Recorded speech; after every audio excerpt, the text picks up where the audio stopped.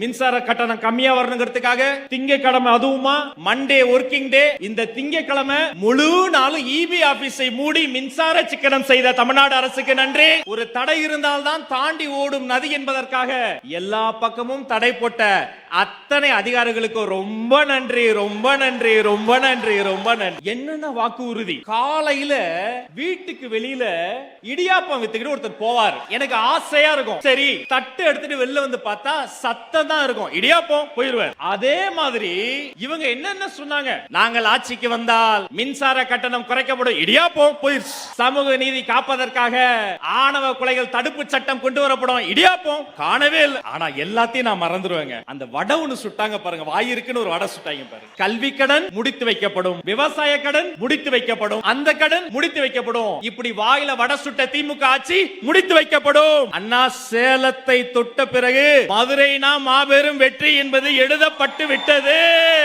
என்னம்மா சொன்னாங்க? எத்தனை பேருக்கும் 1000 ரூபாய் கொடுப்போம். ஆட்சிக்கு வந்த பிறகு என்ன சொன்னாங்க? தகுதி வாய்ந்தவங்களுக்கு மட்டும் கொடுப்போம். இப்ப இவங்களும் 2026ல உங்களுக்கு தகுதி இல்ல, தகுதி வாய்ந்த தாவேக்காக்கு தான் ஓட்ட கொடுப்போம்னு சொல்ல போறாங்க. நம்ம ஒண்ணா இருக்க கூடாதுன்னு நமக்கு எதிரின்னு யார் யாரையோ சொல்லி வச்சாங்க. நீங்க இப்படி எல்லாம் இருந்தீங்கன்னா தான் வேற ஒரு எதிரி வந்துட மாட்டான்னு சொல்லிட்டு டெல்லியில போய் அவங்க கூடயே கள்ள உறவு வச்சாங்க. நாங்க மட்டும் தான் மொழிப்பற்றில் இருக்கோம், மொழிப்பற்றில் இருக்கோம் மேடைக்கு மேடை பேசிட்டு மொழிப்பற்றல்ல ஒரு குடும்ப பற்றோட அதிகாரத்தை அடகு வச்சாங்க. ஏன் தமிழ்நாட்டு அதிகாரம் ஒரே ஒரு குடும்பத்துக்கிட்ட சிறைப்பட்டு இருக்குன்னு யோசிக்கணும். அதை உடைக்கணும், அதை மாத்தணும்.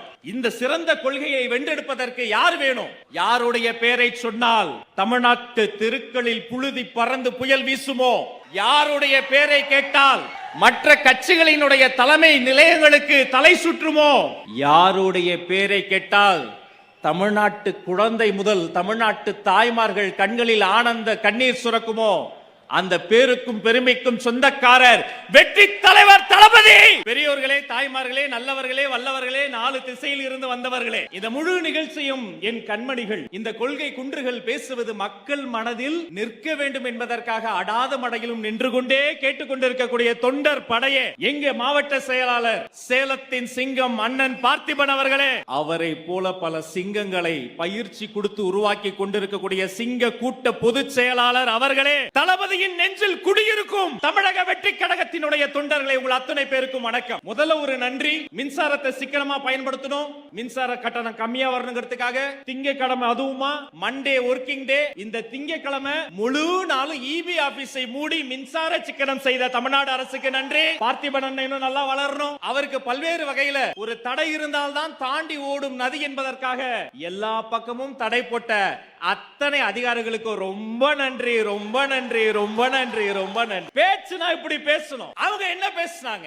என்னென்ன வாக்கு உறுதி. காலையில வீட்டுக்கு வெளியில இடியாப்பம் வித்துக்கிட்டு ஒருத்தர் போவார். எனக்கு ஆசையா இருக்கும். சரி தட்டு எடுத்துட்டு வெளில வந்து பார்த்தா சத்தம் தான் இருக்கும். இடியாப்பம் போயிருவார். அதே மாதிரி இவங்க என்னென்ன சொன்னாங்க, நாங்கள் ஆட்சிக்கு வந்தால் மின்சார கட்டணம் குறைக்கப்படும். இடியாப்பம் போயிருச்சு. சமூக நீதி காப்பதற்காக ஆணவ கொலைகள் தடுப்பு சட்டம் கொண்டு வரப்படும். இடியாப்பம் காணவே இல்லை. ஆனா எல்லாத்தையும் நான் மறந்துடுவேங்க. அந்த வடை ஒண்ணு சுட்டாங்க பாருங்க, வாய் இருக்குன்னு ஒரு வடை சுட்டாங்க பாருங்க. கல்வி கடன் முடித்து வைக்கப்படும், விவசாய கடன் முடித்து வைக்கப்படும், அந்த கடன் முடித்து வைக்கப்படும்.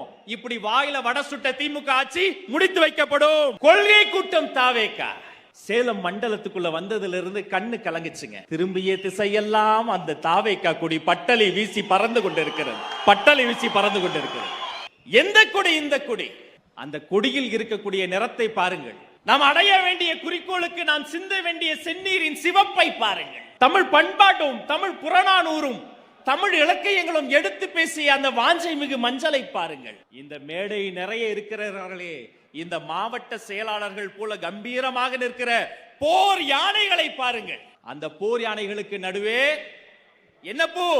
சாதாரண பூ கிடையாது. ஆளுங்கட்சி காதுல வைக்கிறாங்களே அந்த பூ கிடையாது. சென்னையில மோடிக்கும் பயம் இல்ல, இடிக்கும் பயம் இல்லன்னு டெல்லியில போய் கைய பிடிச்சுக்கிட்டு தெய்வமே தெய்வமே உசுருக்கு அஞ்சாம நெஞ்சை நிமிர்த்தி, வாள் இருக்கும் திசை நோக்கி, யானை வரும் திசை நோக்கி நெஞ்சை நிமிர்த்தி உயிர் பற்றி துளியும் கவலைப்படாது திக்கெட்டும் திசையட்டும் ஓடிய என் தமிழ் தாத்தங்கள் வெற்றி சூடிய வாகை பூ இருக்கக்கூடிய கொடி. அவ்வளவு ஏன் இன்னைக்கு சேலத்துல இருந்து சொல்றேன். சேலத்துக்கு ஒரு சிறப்பு இருக்குண்ணா. மாம்பழம் மட்டுமா சிறப்பு? நாங்க விக்கிரவாண்டியில ஒரு விஷயம் ஆரம்பிக்கிறதுக்கு முன்னாடி சேலத்துல தான் பயிற்சி பட்டறைன்னு ஒண்ணு போட்டோம். பொதுச் செயலாளர் இங்க இருக்காரு. அவர் சிந்தனை எல்லாம் மதுரையில என்ன நடக்கும்னு ஓடிக்கிட்டு இருக்கு. அண்ணா சேலத்தை தொட்ட பிறகு மதுரைனா மாபெரும் வெற்றி என்பது எழுதப்பட்டு விட்டது. கட்சி தொண்டர்கள் கொடியெடுக்கலாம், குட்டி குட்டி குழந்தைகள், விவசாய பெருமக்கள், விஞ்ஞானம் படிக்கிறவர்கள், அன்பு மாணவர்கள், இளைஞர்கள், தாய்மார்கள், நெஞ்சிற்கிடையே தாய்மார்கள் இருக்காங்க. என்னம்மா சொன்னாங்க? உங்க அத்தனை பேருக்கும் 1000 ரூபாய் கொடுப்போம். ஆட்சிக்கு வந்த பிறகு என்ன சொன்னாங்க? தகுதி வாய்ந்தவங்களுக்கு மட்டும் கொடுப்போம். இப்ப இவங்களும் 2026ல உங்களுக்கு தகுதி இல்ல, தகுதி வாய்ந்த தாவேக்காக்கு தான் ஓட்ட கொடுப்போம்னு சொல்ல போறாங்க.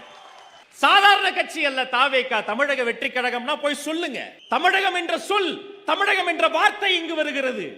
பட்டினப்பாளையில் பாடுகிறது, புறநானூர்ல வருது. தமிழகம்னா 38 மாவட்டங்கள் முத்தமிட்டு கொண்டிருக்கிற தமிழ்நாடு மட்டுமல்ல, தொட்டுவிடும் தூரத்தில் இருக்கிற தொப்புள்குடி தேசம் ஈழத்தையும் சேர்த்து சொல்கிறோம் தமிழகம். எந்த வார்த்தையை கேட்டால் சின்னஞ்சிறு குழந்தைக்கு சினம் பிறந்து அடக்குமுறைக்கு எதிராக, அதிகாரத்துக்கு எதிராக உரிமை கேட்குமோ?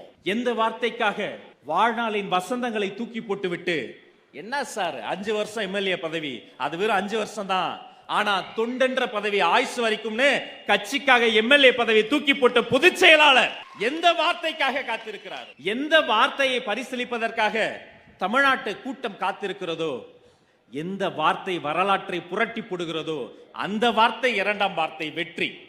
இந்த தமிழகம் பண்பாட்டு, இந்த தமிழகம் நம்முடைய மூதாதையர். இந்த வெற்றி என்பது நாம் இப்போது இருக்கக்கூடிய களம். அப்ப உங்களுக்கு ஒரு சந்தேகம் வரும், கழகம்னா என்ன? இன்னைக்கு நாட்டில் கழகங்கள் தொல்லை தாங்க முடியல. பல கழகங்கள். உண்மையிலேயே கழகம் என்ற வார்த்தைக்கு என்ன தெரியுமா அர்த்தம்? போருக்கு செல்லக்கூடியவர்களுக்கு தரப்படுகிற பயிற்சி பட்டறை பயிலரங்கம்னா கழகம். அது ஒரே கழகம், தமிழக வெற்றி கழகம் எனும் போர்படை கழகம். பெருமையோடு கொடிய புடி, உரிமையோடு கொடிய புடிங்க. கண்மணிகள் பேசினாங்களே, கொண்ட கடமையில் கடமை வீரர்களாக நிற்கக்கூடிய கூட்டம் தமிழக வெற்றி கழகம் என்பதற்கு இதைவிட உதாரணம் தேவையில்லை. ஒன்னே ஒண்ணு சொல்றேங்க, சாதி சமயம் இனம்னு நம்மள பிரிச்சு வச்சாங்க. நாம ஒன்னா இருக்க கூடாதுன்னு நமக்கு எதிரின்னு யாரையோ சொல்லி வச்சாங்க. நீங்க இப்படியெல்லாம் இருந்தீங்கன்னா தான் வேற ஒரு எதிரி வந்துட மாட்டான்னு சொல்லிட்டு டெல்லியில போய் அவங்க கூடயே கள்ள உறவு வச்சாங்க. நாங்க மட்டும் தான் மொழிப்பற்றில் இருக்கோம், மொழிப்பற்றில் இருக்கோம் மேடைக்கு மேடை பேசிட்டு மொழிப்பற்றல்ல ஒரு குடும்ப பற்றோட அதிகாரத்தை அடகு வச்சாங்க. என் அன்பு சகோதரர்களே, பக்கத்து வீட்டுல பணம் இருக்கு, எதிர் வீட்டுல வாகனம் இருக்கு, அவங்க கிட்ட அது இருக்கு, இவங்க கிட்ட இது இருக்குன்னு சிந்திக்க கூடிய நாம் ஏன் தமிழ்நாட்டு அதிகாரம் ஒரே ஒரு குடும்பத்துக்கிட்ட சிறைப்பட்டு இருக்குன்னு யோசிக்கிறோம். அதை உடைக்கணும், அதை மாத்தணும். இந்த சிறந்த கொள்கையை வென்றெடுப்பதற்கு யார் வேணும்? யாருடைய பெயரை சொன்னால் தமிழ்நாட்டு தெருக்களில் புழுதி பறந்து புயல் வீசுமோ? யாருடைய பெயரை கேட்டால் மற்ற கட்சிகளினுடைய தலைமை நிலையங்களுக்கு தலை சுற்றுமோ? யாருடைய பெயரை கேட்டால் தமிழ்நாட்டு குழந்தை முதல் தமிழ்நாட்டு தாய்மார்கள் கண்களில் ஆனந்த கண்ணீர் சுரக்குமோ? அந்த பேருக்கும் பெருமைக்கும் சொந்தக்காரர் வெற்றி தலைவர் தளபதி. நான் கர்வத்தோடு சொல்கிறேன், கொள்கை விளக்க பொதுக்கூட்டமான இந்த மண்ணில் நின்று சொல்கிறேன், வந்தாரை வாழ வைக்கும் சேலத்து மண்ணில் இருந்து சொல்கிறேன், இன்னும் தொட்டுவிடும் தூரத்தில் இருக்கக்கூடிய தேர்தலை வென்றெடுத்து மைதானம் நிரம்பி மேம்பாலம் நிரம்பி நேரலையில் உலகம் முழுக்க 196 நாடுகளில் பார்த்து கொண்டிருக்கக்கூடிய தமிழர்களின் மீது, அவர்களின் இல்லங்களிலும் உள்ளங்களிலும் இருக்கக்கூடிய ஒருவனாக சொல்கிறேன், இன்னும் சில காலங்களில், இன்னும் சில மாதங்களில் வெற்றி தலைவர் அன்று அல்ல, நாம் கேட்க போகிற குரல் என்ன தெரியுமா? மாண்புமிகு முதலமைச்சர் ஜோசப் விஜய் அவர்களே, அந்த நாள் வரும். அந்நாள் தான் எங்கள் அத்தனை பேருக்கும் 2ஆம் சுதந்திர தினம். அதை அடைவோம். தலைவர் வாழ்க, தளபதி வாழ்க, தமிழக வெற்றி கழகம் வாழ்க வாழ்க வாழ்க. நன்றி, வணக்கம்.